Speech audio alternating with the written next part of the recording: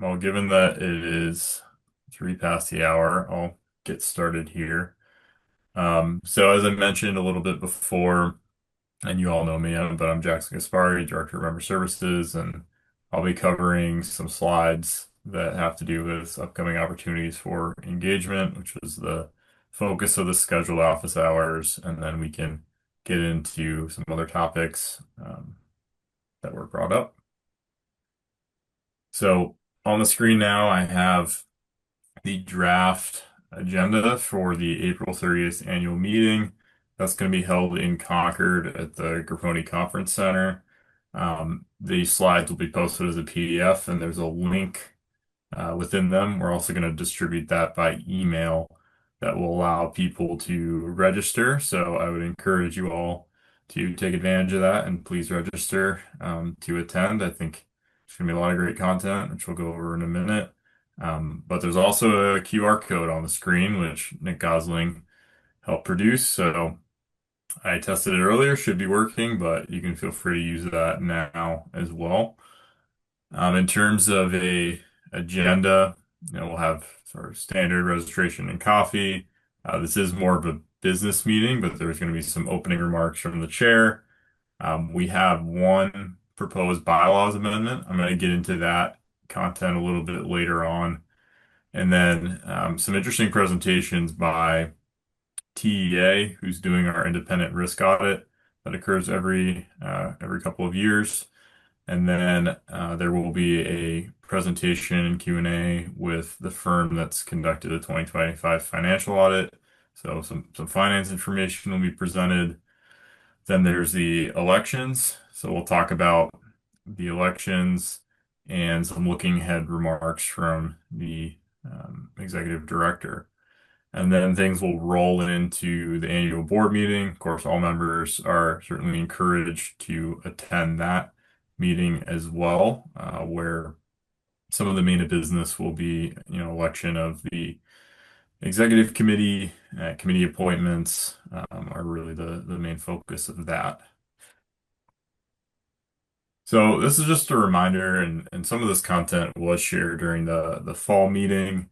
But as I'll get into, there's going to be opportunities for new participation within our member communities. So, member reps and alternates are encouraged and can be elected to the board by vote of the membership, are welcome to serve on committees, including the chair seat. So we'd encourage folks to get more engaged in committees as opportunities arise.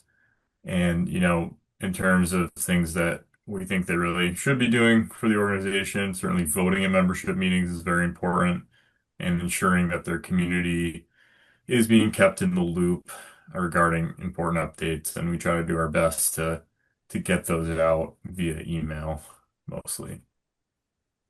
But there's also, of course, other opportunities that member reps take advantage of, like promoting energy awareness education, spreading the word to residents, promoting local campaigns, working on the development of projects and programs, things of that nature. And certainly member services is standing by to help assist in all of these various areas. So this gets into the proposal that came out of the Member Outreach and Engagement Committee and has been endorsed by the Executive Committee, which will be, like I mentioned, part of the voting process at the membership meeting. So there is a proposal to amend the CPCNH bylaws. You can see the amendment text highlighted in green. And the purpose of this is to allow up to two alternates to be appointed by their communities.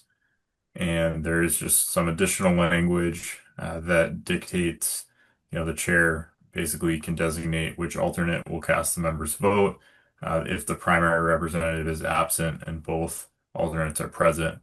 So this isn't a requirement, but we got some feedback, and Andrew Hatch was helpful in sort of spearheading this, that, some communities have additional, say, members of their energy committee or select board that want to be more engaged in an official capacity with the organization, but there may not be an opportunity or it may not make sense to replace one of the current reps or alternates. So this would give a chance for a bit more participation and hopefully lead to more eligible people for our various committees or the board. So as a reminder, we have 8 standing committees. There are occasionally ad hoc committees that are formed, but these are the 8 standing committees. Of course, the executive committee is elected by the board. There are the officer seats, but then there is also potentially an additional seat that is open to other board members who aren't elected into an officer role per se. And then you can see the list of committees. I think everyone on this call is generally familiar with them, but certainly if there are questions about, committee's purpose, updates, things of that nature, feel free to reach out. We're happy to connect you with committee chairs or provide some of the most recent information on what these committees are doing and sort of what they'll be focusing on over the next year or so. Just a reminder, I guess, of what the responsibility of the board of directors is for CPCNH. Like I mentioned, they elect the officers, they appoint a chief executive officer. That is the title under the JPA. So that job title may be executive director or otherwise, but they still hold the CEO duties. They obviously have financial duties, and jobs like admitting and welcoming new members or establishing projects.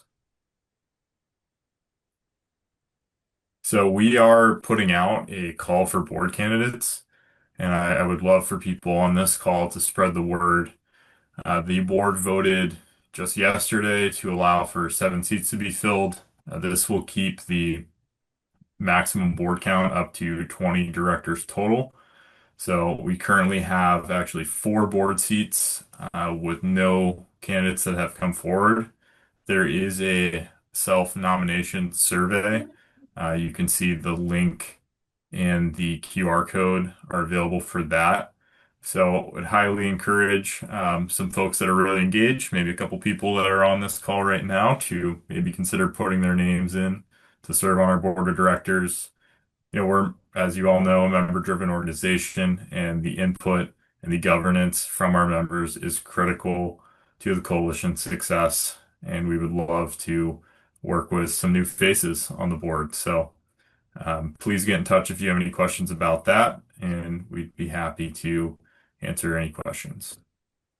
That self-nomination survey has also been added to the chat along with the RSVP form. Great. Thank you, Nick, for doing that. Okay.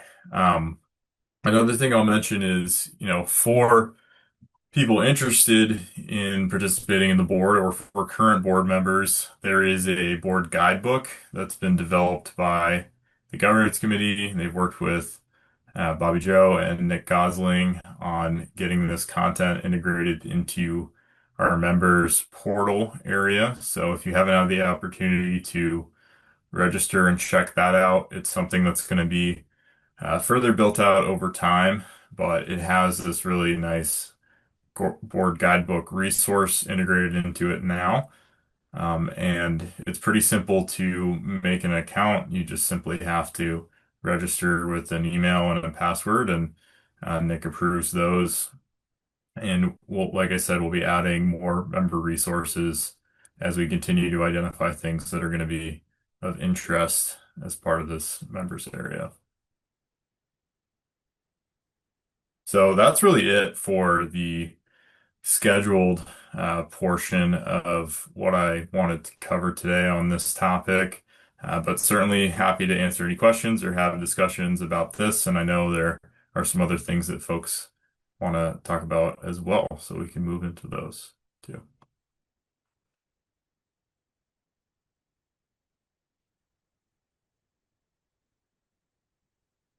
All right. Well, I am not seeing anything on this subject at the moment. Oh, Gabrielle, go ahead. Yeah, just is the members portal, is that, forgive my silly question, but is that new or is that I'm not sure I've checked it out. Yeah, it is a relatively new feature that's been added to the website. You do have to have a direct link or sort of you can search in the website search bar members portal. It's probably the easiest way to find it. Uh, Hmm. And then So, go go ahead, ahead. Nick. I can drop the link to the sign up form in chat. It was taken out of the main nav just because it was easily findable by people there. Um, we haven't. There's some content back there. A draft, early draft of the guidebook, and there's some other things to explore. It's still it's still in development, which is something that will be built out this year. I'll That's drop a link to how you kind of sign up to get access to that area into the chat right now. Thank you. Thanks, Nick. And the other silly question I have, and I should know the answer to this, but like if I wanted, I've missed a couple board meetings recently because of travel. And so where do I find notes from meetings? Yeah.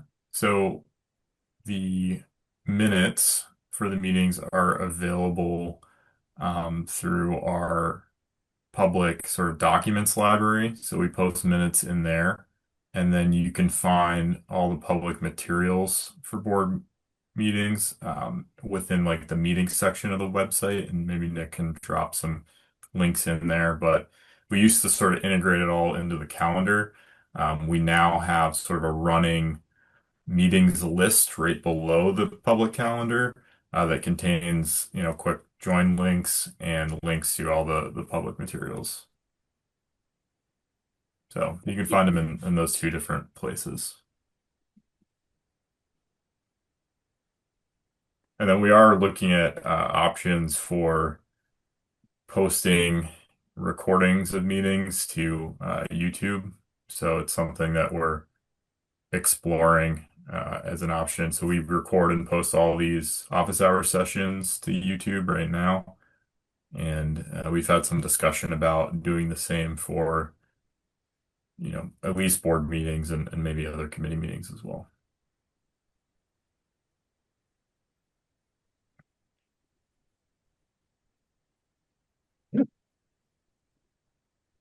And I think at the outset, Ken and Gabrielle, you had comments about some of the recent press coverage. And yeah, I welcome, I don't know if there are specific questions or how would you like to approach that conversation? Yeah, I mean, I guess the article was not, as fulsome as I would have hoped it to have been. So I'd be really curious to hear sort of more information if about those decisions. And like I said, there have been people who've posted to our community forum, which probably covers, I don't know, maybe a third of the people in town are on it. So it's not everybody, but it's pretty big. And just sharing that article and also expressing a shared feeling of frustration. And so the Energy Committee is trying to figure out if and how to respond. I know that when the rates were announced, I offered to host office hours at the public library, and I had like three different office hours, and only one person showed up with not wanting to switch away. But at this point, with the greater awareness of the difference in costs for energy, that I anticipate that people will be wanting to switch away. So anyway, so that's a lot, but Did you? I'm hoping that our select board doesn't want to switch away, I guess is basically where I'm at. Yeah, in Hopkins, this is Ken. In Hopkinton, I did address the select board once the rates were all announced, and expressed the concern about it being higher than the default for the utilities, but with the hope that uh, come summer that's going to switch. And I expressed that as just a hope at this point, and certainly at this point, I'm not getting any pushback from the select board or I'm not even hearing anything from the public that's a problem there, or our energy committee. But I was curious about um, in how many other towns are, let's say, starting to balk at community power. Yeah, Uh, it's a fair question. You want to go, Jackson, or? I can take a first shot and then maybe I'll let you elaborate. Um, right now we've had Bo's select board vote to withdraw from Merrimack County. I think it's important to distinguish a bit. I mean, we treat it very seriously, but distinguish that it's not a member withdrawal. Bo joined through the Merrimack County program, so Mhm. it's a little bit different in nature. And then we did receive notice from Hudson, which is sort of the first member exit that we're dealing with. Um, Beyond that, we remain very strong with all of our other members at this point in time and are working with them to provide all of the information, discussion points that they need. And I think now more than ever, leaning into the customer choice element has been super important and letting people know that, hey, it's going to be a good thing for your customers to continue to have valid options going forward. And we're really hopeful about our rates becoming more competitive over time. We're setting ourselves up for that. And we just learned that, for example, Liberty is proposing to increase its supply rate starting in May, which would raise it above CPCNH's rate. And that's only going to be accounting for a portion of their under collections. So it's kind of pointing to the broader situation in play with utility rates at this point. Now, you mentioned that, and I know that Bo joined through the county. Now, in Hopkinton's case, we had a town meeting that approved our joining. So if, and I hope it isn't the case, uh, the select board wanted to at some point withdraw, would they have to go to town meeting for approval? So I would need to read the specifics of your electric irrigation plan, Ken, but it is my understanding that most towns that had approval via town meeting also have an exit provision that requires the town meeting vote. So not every electric irrigation plan is the same though. So I would want to review the details of yours and before answering that affirmatively, but it's likely that's the case. Yeah, I'm pretty sure that ours was the standard contract, Okay. but I may have to be prepared at town meeting for the subject to come up. Yep. Yeah. Okay. Well, if there's anything we can do, Ken, to work with you to sort of be of assistance and provide you any information that you need to help the case, please let us know. We're happy to. Okay, thank you. Well, one other thing I did push that was favorably looked at by the select board was that the Poverty Plain solar array might well not have materialized without the community power. Yeah, I think that that's very well true. And it points to the types of collaborative projects that we're able to do as a coalition. And I'm really excited about other opportunities that are eventually going to be available, especially with some progress being made in storage right now. We're working towards hopefully enabling storage to participate as part of net metering, and our regulatory legislative affairs team is really engaged there. So that could be really awesome. And then we're just starting to lay, and we'll be sharing information with our members, but lay some groundwork with Unitil to get closer to being able to serve NEM customers, at least with Unitil, and then also maybe offer three part-time of use rates. So the things that we've been talking about for a while now, there is some groundwork being laid with them, and Unitil's really interested in partnering with us to try to test some of the data sharing that would be involved there. So that's an exciting development that we'll be really engaged with and hope that it points to the fact that other utilities will be able to do the same types of things within New Hampshire. Thank you. You're welcome. Do you have any update on the Conway, New Hampshire site? I'm forgetting the name. Yeah, Chris, Garland Pit, Garland Pit. It took me a second as well. So right now I know that things are a bit on pause there. The reason being that I don't know if Mark's on the line, he would have more of the latest details, but they were facing getting pulled into what's called a cluster study, which is like a sort of regional system impact study, and we're deciding how to deal with that, but I know it was impacting their timeline. So we're sort of on hold with that project until we have greater clarity on, you know, what things will look like in terms of impacting their price and timelines before we start engaging in any sort of formal recruitment process. So hopefully, they'll be in the clear before too long and it'll all work out and we'll be able to have a similar project to Poverty Plains.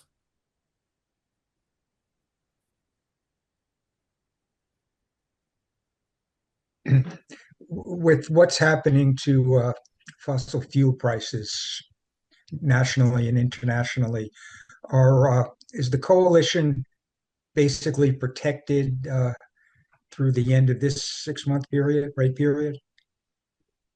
So maybe I'll let Henry chime in a bit on this topic, but I know that we were very careful to, hedge our positions through this period and lock in prices to the best of our ability, which is good.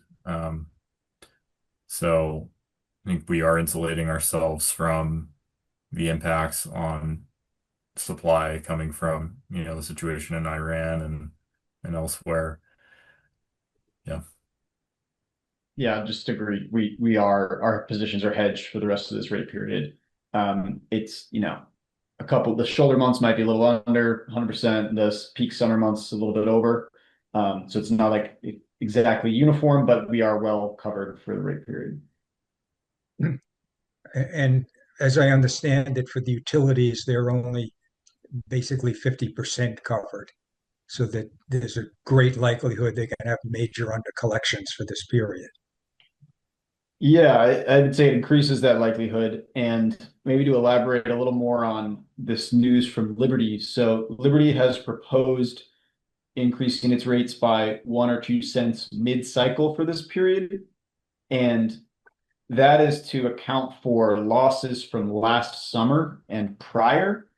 So they are bumping up rates to cover losses from last summer and then from over a year ago, or a year, up to a year and over a year ago. And so, that doesn't include any of this past fall or this winter or some of the records that we saw in January in terms of prices. So it also connects to this legislation, House Bill 1733, where now we have this unanimous vote from the House committee and then a passing vote from the House floor on this bill that one requires utilities, if there are losses or under collections, they can only recoup those from their default supply customers. And two, they have to have fixed price contracts for the residential and the small commercial customers. So, the legislature in the House is taking seriously this question of how is there some cost shifting or are these sort of the spot market exposure for the utilities good practice? The House at least has come down and said no, and now that legislation is moving over to the Senate. And has the coalition taken any position on the new nominee for the PUC chair? No, we take no position, and I believe he was confirmed yesterday. That's Christopher Helms, former deputy commissioner at the Department of Energy and worked for the state prior to that. So yeah, we take no position, and congratulate and welcome in the new commissioner. Okay.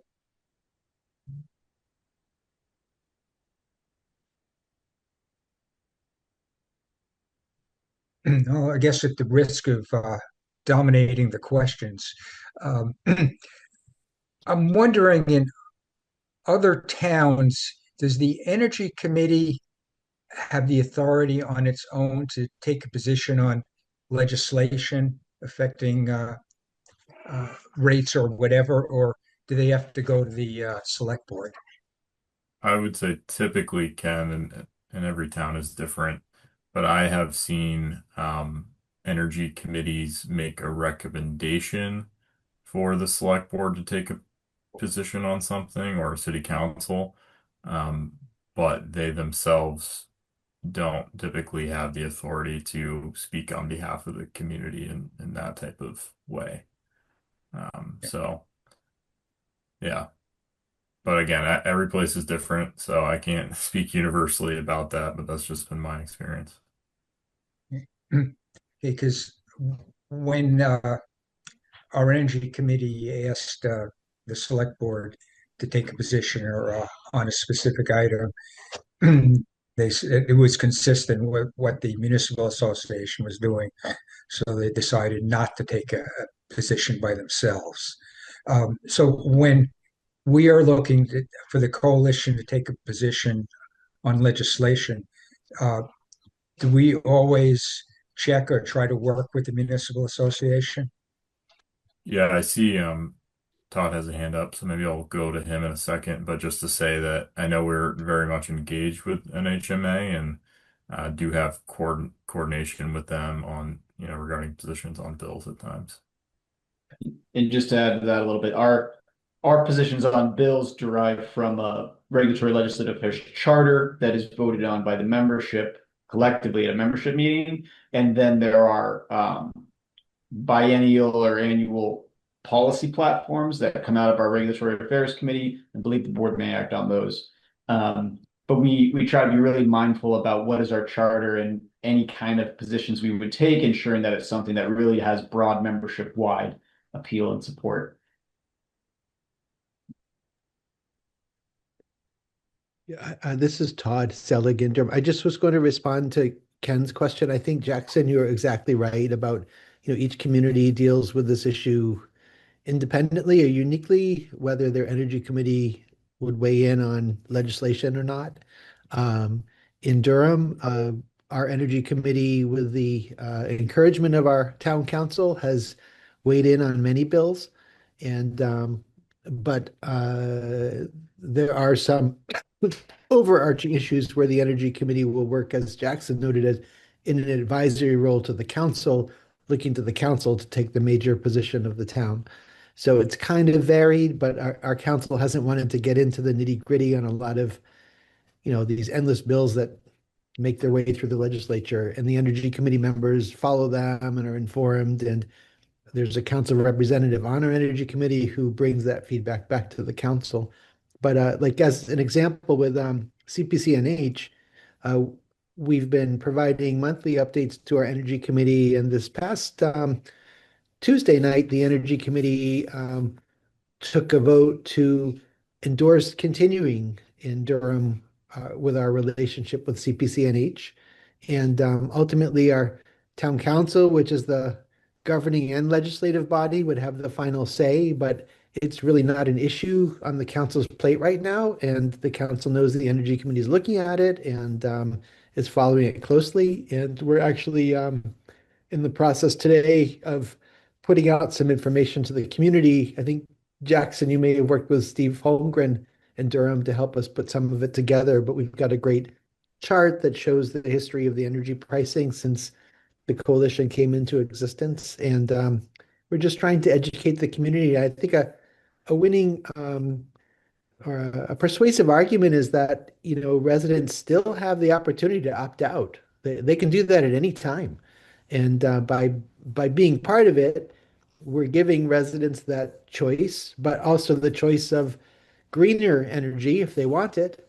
And some residents have taken advantage of that. And also these other nuances of participating in something like Poverty Plains and engaging on legislative matters and creating competition so that the other energy default suppliers sharpen their pencils. And that's all good for ratepayers.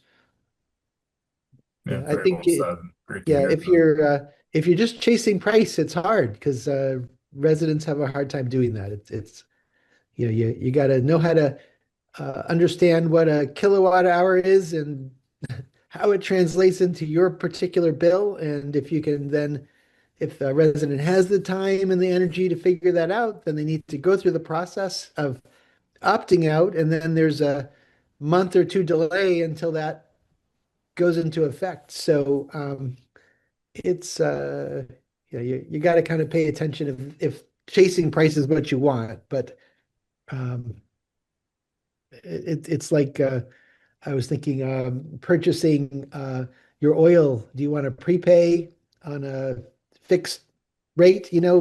Gambling on what the market's going to do or not. And I know in my experience, I kind of make out 50-50. Some years I hit it, some years I don't. And I think this is kind of similar to folks, unless they're really diligent. Thanks. Okay. Yeah, thank you very much. I'll go over to Paul Looney. Go ahead, Paul. I have two questions. One is about Henry. It's about Daisy, and I think yesterday you mentioned that EverSource is partially exposed to Daisy for their small customers. When the utilities go to buying a full period of power, will they also be exposed to Daisy or not? Yeah, it's a good question, and I'm not 110% certain on this, but my understanding is so EverSource and the other utilities for large customers, they're 100% spot market, so there's 100% Daisy exposure there as well. For small customers and residential, they're 50% fixed price contract, and my understanding is that is a fixed price all the way, including the ancillaries, including Daisy, which means that the utilities for the small residential group do have 50% hedged, so to speak, or they've shifted that risk onto the supplier that's selling them that fixed price contract. That being said, of course, they're more exposed on the 50% in the real time and day ahead markets. But I'm sorry, I don't know if that exactly answers your question, Paul. Can you? I think so. Yeah, I think it does. And the only other question I guess I would have is that when a utility buys power that way so that they're fully hedged for both Daisy and for energy, I've read some places where the people they're buying power from may have an option to come back to them if the Daisy prices are so out of whack that it makes it unprofitable. Yeah, so that's exactly the why I say I'm not 100% certain, because it's possible that Daisy was a new market mechanism, and so their all requirements contract may have a provision of we will pass through some portion of this. I don't know if it was in or out of that. I don't know the answer to that. Okay. And my second question was around Liberty and our refresh. Is our refresh going to happen about the same time Liberty increases their rates, or is Liberty's request to increase still pretty much questionable? I believe it is a request to increase the rate that has not yet been approved, but there is a presumption that it will go into effect in May. Okay. And the refresh is in process, so those customers will enroll during the month of March, likely, most of them. Okay. Also slightly in advance of Liberty's rate bumping up. Okay, so it's probably good if people get to know that the rate's coming up. Yeah. We'll be working on some communication surrounding this, Paul, to Excellent. Better distill the information. But Henry's exactly right. And in talking with Cliff recently on the subject, my impression from that discussion was they had sort of the right under their docket to raise the rate during the period. Like that was agreed upon thing with the PUC, but it is still common practice for them to sort of request permission to do so. There's a lot of information in that docket, so I'm still fully processing it myself, but I think it is more likely than not that we'll see this happen. Thank you. You're welcome.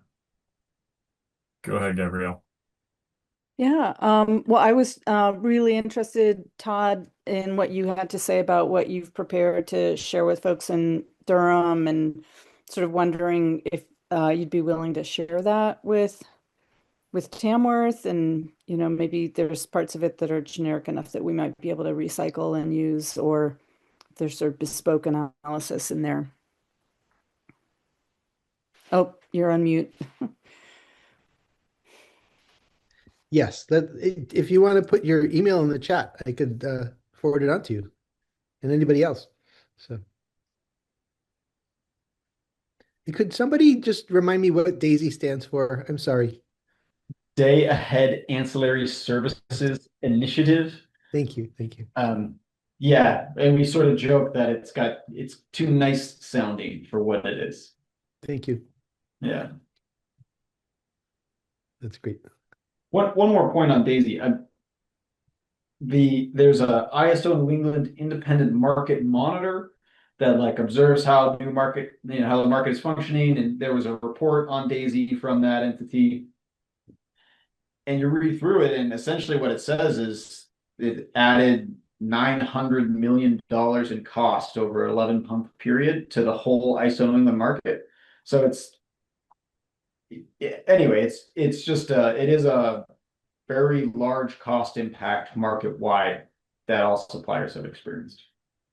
Yeah, it was about 10% higher than it would have been had it not been in place, Right. which is interesting because it was meant to lower costs. That was the whole idea. But right. And that's a net impact. So they account for right. a parallel reduction of perhaps $250 million to come to a total impact of 900 million in added costs.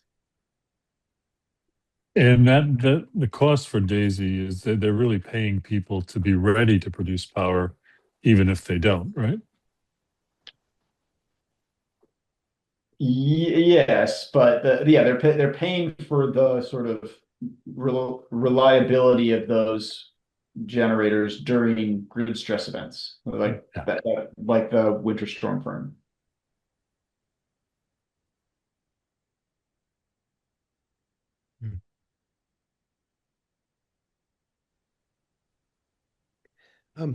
I was late to the call. I don't know if somebody asked earlier whether there's any news on leadership at CPCNH after yesterday's board meeting or not. I just don't know. As of today, there's not, Todd, but Okay. I think they're, close. They're thinking it's close to be news there. Okay, thank you. Great.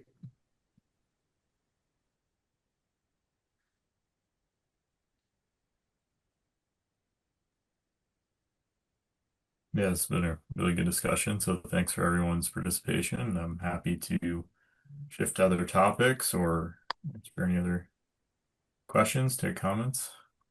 However people want to use the time, we're available.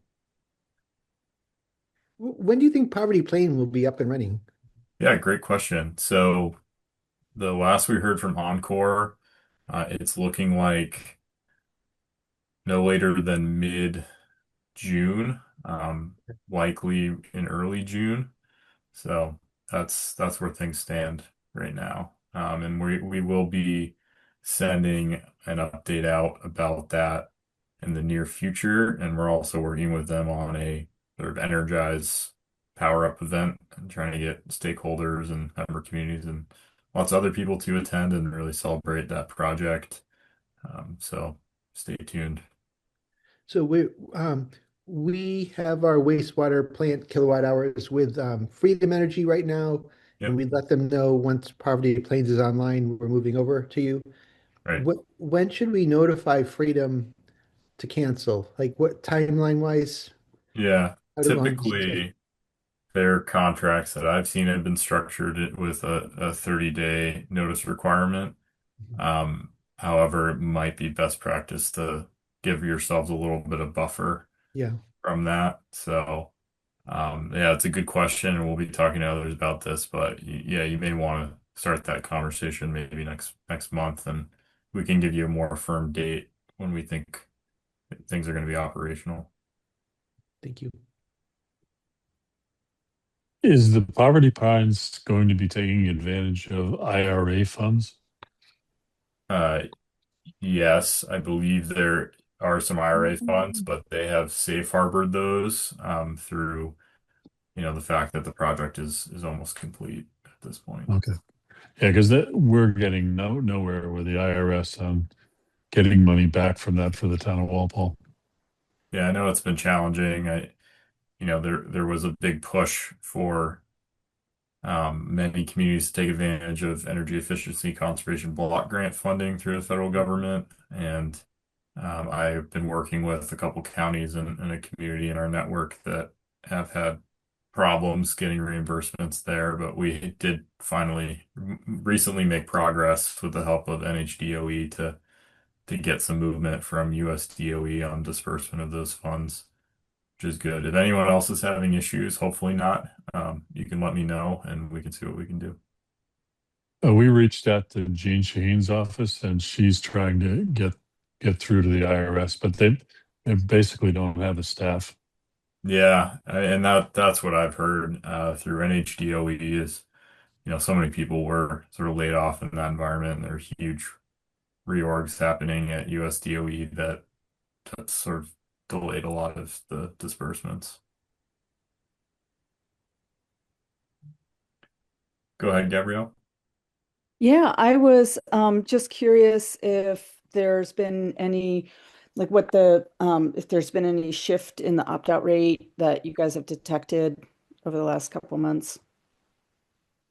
Yeah, so I was just looking at this data earlier.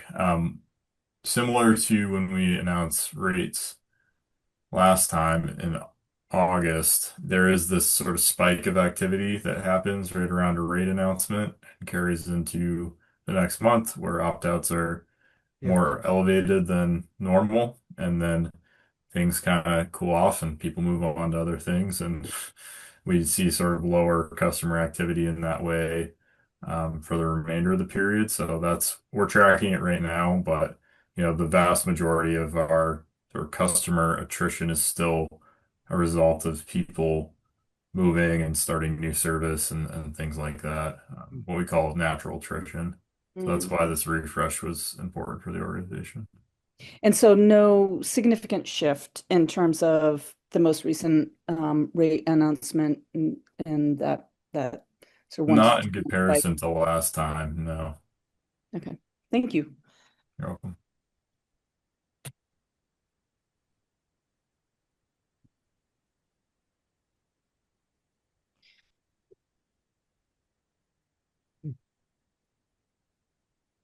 All right. What had you hoped we'd ask you, but we didn't? Is there anything else we should know about? It's a good question. I don't know. I'll look to others on the call. I don't want to take up all the airtime. Let's see. Henry, is there anything else you think folks should know at Well, this point? I was just trying to think of something, I mean, other than just encouraging folks to register for the annual meeting, we'll hope to see you there. Yes. Okay. And we need board members. So Mm. looking at some of the folks on this call, I won't call anyone out specifically, but um, anyone that wants to be more engaged, we'd love to have you.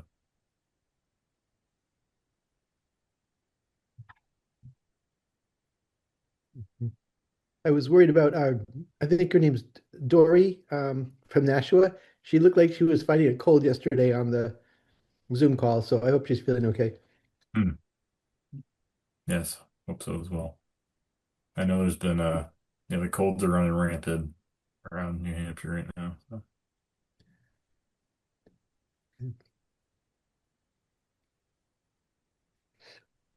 For the annual meeting, are any members of the select board welcome to come? Yeah, it's an open meeting, and we'd certainly encourage members from your select board attending.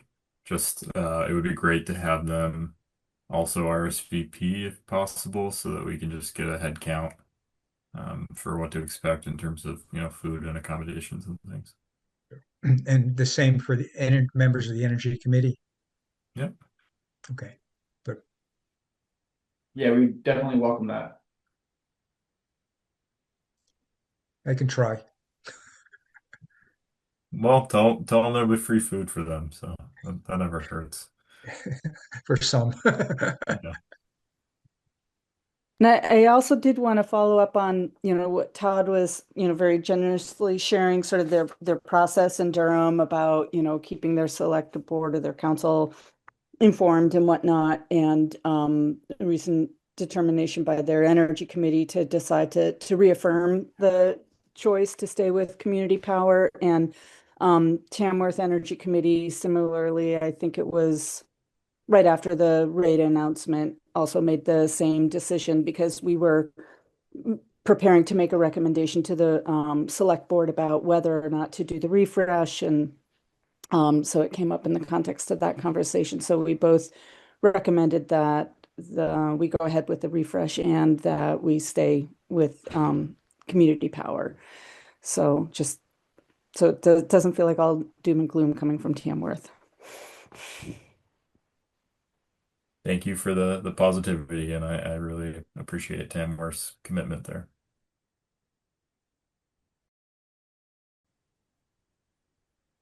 Okay. Well, given that there's about 10 minutes left, I'll give like a last call for any comments, questions. There's nothing else at this point. I think I mentioned it earlier, but I'll say again, we are working on like a info sheet on Daisy because it's kind of a hard concept to wrap your head around at first. So hopefully that'll be helpful. Thanks for joining, everybody. Yeah, thanks all. Thanks Have a for great holding weekend. this. Yeah, these are really helpful. Thank you. Glad to hear it. Yes, thank you.